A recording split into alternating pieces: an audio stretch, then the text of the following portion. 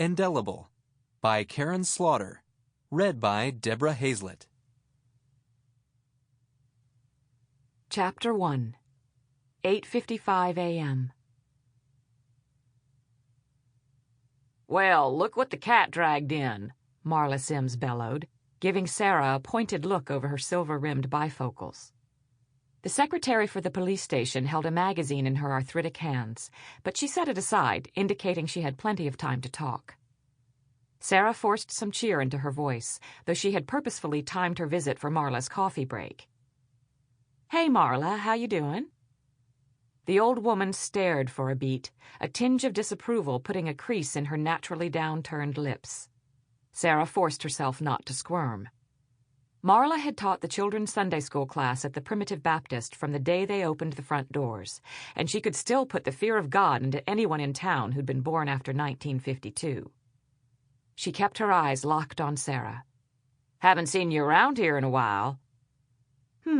Sara offered, glancing over Marla's shoulder, trying to see into Jeffrey's office. His door was open, but he was not behind his desk. The squad room was empty, which meant he was probably in the back. Sara knew she should just walk behind the counter and find him herself. She had done it hundreds of times before. But survivor's instinct kept her from crossing that bridge without first paying the toll. Marla sat back in her chair, her arms folded. "Nice day out," she said, her tone still casual. Sara glanced out the door at Main Street, where heat made the asphalt look wavy. The air this morning was humid enough to open every pore on her body. "Sure is."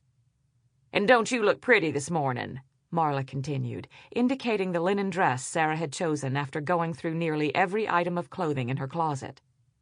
"What's the occasion?" "Nothing special," Sara lied.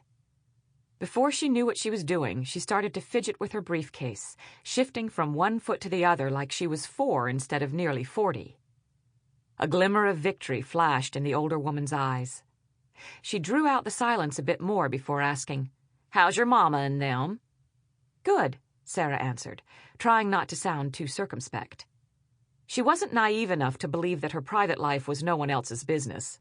In a county as small as Grant, Sara could barely sneeze without the phone ringing from up the street with a helpful, "Bless you," but she would be damned if she'd make it easy for them to gather their information. "And your sister?" Sara was about to respond when Brad Stevens saved her by tripping through the front door. The young patrolman caught himself before he fell flat on his face, but the momentum popped his hat off his head and onto the floor at Sara's feet. His gun belt and nightstick flopped under his arms like extra appendages. Behind him, a gaggle of prepubescent children squawked with laughter at his less than graceful entrance. "Oh," Brad said, looking at Sara, then back to the kids, then at Sara again. He picked up his hat, brushing it off with more care than was warranted. She imagined he could not decide which was more embarrassing, 8 10-year-olds laughing at his clumsiness, or his former pediatrician fighting an obvious smile of amusement. Apparently, the latter was worse. He turned back to the group, his voice deeper than usual as if to assert some authority. "This, of course, is the station house, where we do business. Police business. And we're in the lobby now." Brad glanced at Sara. To call the area where they stood a lobby was a bit of a stretch. The room was barely 10 feet by 8, with a cement block wall opposite the glass door at the entrance. A row of photographs showing various squads in the Grant County Police Force lined the wall to Sara's right. A large portrait in the center showing Mac Anders, the only police officer in the history of the force who had been killed in the line of duty. Across from the portrait gallery, Marla stood sentry behind a tall beige laminate counter that separated visitors from the squad room. She was not a naturally short woman, but age had made her so by crooking her body into a nearly perfect question mark. Her glasses were usually halfway down the bridge of her nose, and Sara, who wore glasses to read, was always tempted to push them back up. Not that Sara would ever do such a thing. For all Marla knew about everybody and their neighbor, and their dog, in town, not much was known about her. She was a widow with no children. Her husband had died in the Second World War. She had always lived on Hemlock, which was 2 streets over from Sara's parents.